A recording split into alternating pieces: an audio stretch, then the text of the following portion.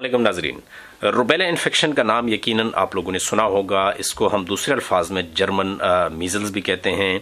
सो rubella infection क्या है, rubella infection किस तरह ट्रांसमिट होता है या फैलता है, रुबेला इन्फेक्शन की क्या अलामात है, रुबेला इन्फेक्शन की क्या कॉम्प्लिकेशंस हैं, रुबेला इन्फेक्शन को हम किस तरह प्रिवेंट कर सकते हैं, कौन से एहतियाती तदाबीर हम अपना सकते हैं और रुबेला इन्फेक्शन की क्या ट्रीटमेंट है। सो रुबेला इन्फेक्शन कल हमने मीजल्स के ऊपर बात की थी। ये भी मीजल्स की तरह एक वायरल बीमारी है और जब एक बंदा बीमार होता है जिसको रुबेला इन्फेक्शन हो, अगर खांसी वगैरह हो, सो ये भी ड्रॉपलेट इन्फेक्शन है। खांसने की वजह से या छींक आने की सूरत में वो जो ड्रॉपलेट हैं वो डायरेक्ट आपके मुंह में या नाक में भी जा सकते हैं और इसके अलावा वो किसी सरफेस के ऊपर अगर ड्रॉपलेट आ जाए, सो वायरस अगर सरफेस के ऊपर है, अगर आप उसको टच करते हैं और फिर अपने हाथ से टच करते हैं अपने मुंह को या नाक को, सो आपको ये बीमारी लग सकती है। रुबेला इन्फेक्शन बेसिकली क्या अलामात हो सकती है। जिस तरह मीजल्स में हमने बात की थी कि स्टार्ट में बुखार होगा, ये अलामात होगी, रनी नोज और इसके अलावा गला ख़राब हो सकता है, खांसी हो सकती है। रुबेला इन्फेक्शन में सबसे पहले जिस्म के ऊपर रेश आपका अपीयर होगा, सबसे पहले फेस के ऊपर होगा और उसके बाद आहिस्ता आहिस्ता पूरे जिस्म के ऊपर आ जाएगा और ये रेश 3 दिन तक होता है। इसीलिए रुबेला इन्फेक्शन को हम 3 डेज मीजल्स भी कहते हैं। सो रेश अपीयर होगा और उसके बाद फिर बाकी अलामात होगी, जैसे माइल्ड फीवर होगा, बुखार होगा, हल्का सा होगा, बहुत तेज़ नहीं होगा, 100 तक बुखार हो सकता है। इसके अलावा आंखें आपकी रेड हो सकती है, जिसको हम कहते हैं रेड आई या कंजक्टिवाइटिस, रनी नोज या फिर नाक बंद भी हो सकती है, नाक से पानी वगैरह भी आ सकता है, खांसी वगैरह हो सकती हैं और कान के पीछे इधर ग्लैंड्स होते हैं, उसकी स्वेलिंग या सोजश वगैरह भी इसमें हो सकती है। सो ये अलामात होती है। सो जिस बंदे को रुबेला है वो बंदा कॉन्टेजियस है, वो इन्फेक्शियस है, वो दूसरे बंदे को इन्फेक्ट कर सकता है। कब इन्फेक्ट कर सकता है? रैश अपीयर होने से 1 हफ्ता पहले, क्योंकि अलामात बाद में होती है, इन्फेक्शन पहले होता है। और बहुत सारे मरीज ऐसे हैं कि जिसमें अलामात नहीं होती लेकिन स्टिल वो वायरस दूसरे बंदे तक मुंतकिल कर सकता है। सो रैश जैसे अपीयर होता है उससे 1 हफ्ता पहले और रैश अपीयर के होने के बाद 1 हफ्ता, ये जो पीरियड है 2 वीक्स का, इन 2 हफ्तों में रुबेला का पेशेंट दूसरे मरीज को इन्फेक्ट कर सकता है।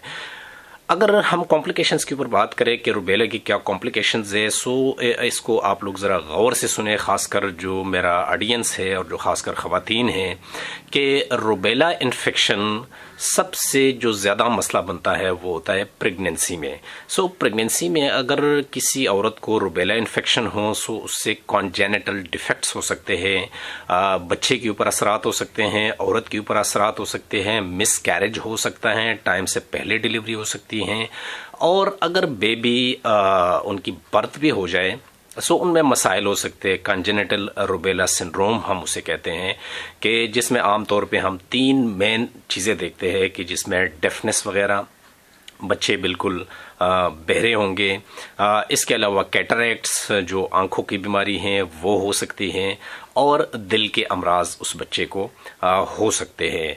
इस तरह और भी मसाइल हो सकते हैं, जैसे उनकी लर्निंग डिफ़िकल्टीज़ होगी, उनको सीखना उस बच्चे के लिए बड़ा मुश्किल होगा। अगर कंजेनिटल उनको रुबेला हुआ है, उनकी माँ को डायबिटीज़ वगैरह उनको हो सकता है। सो इस तरह के मसाइल उस बच्चे के हो सकते हैं। अब उसका हल क्या है?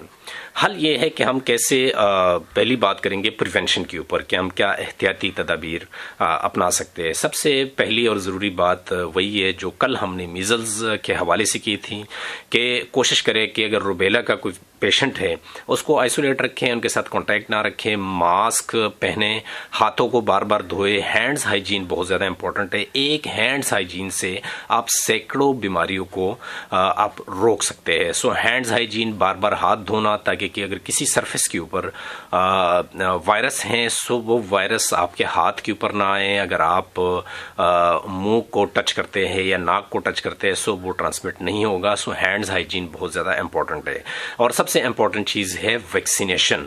ویکسینیشن ہم بچوں کی کرتے ہیں along with میزلز ویکسین کہ جو ہم 9 months میں ایک انجیکشن لگاتے ہیں. ایک ڈوز جو فرسٹ ڈوز ہے وہ ملتی ہے 9 months میں.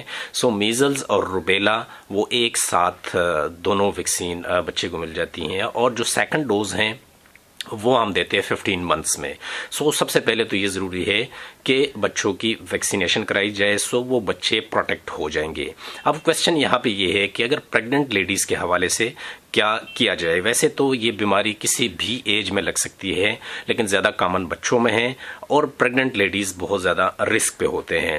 سو اگر کوئی عورت ہیں اور ان کو یہ ٹینشن ہے کہ مجھے روبیلا ہو نہ جائے اور وہ پریگننسی پلان کر رہے ہوں سو روبیلا ویکسین آپ اس وقت بھی لگا سکتے ہیں. ایڈلٹ ایج میں بھی لگا سکتے ہیں.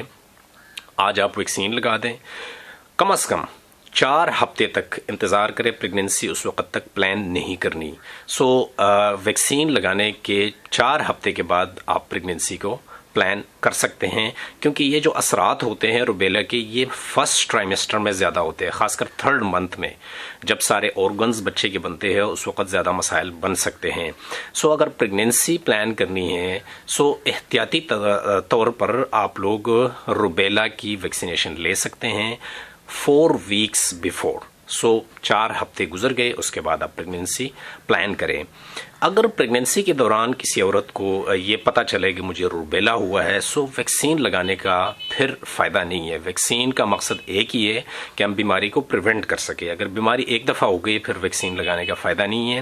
پھر آپ امیجیٹلی ڈاکٹر سے کنسلٹ کر لیں اور اس کی بھی کچھ ٹریٹمنٹ ہے. ہائپر امیون گلوبولین ہم اسے کہتے ہیں. اینٹی باڈیز ہوتی ہیں جو کہ انجیکٹ کرتے ہیں اور اس کا یہ فائدہ ہوتا ہے کہ جو وائرس ہیں وائرس کے اگینسٹ وہ کسی حد تک پروٹیکشن دے سکتے ہیں.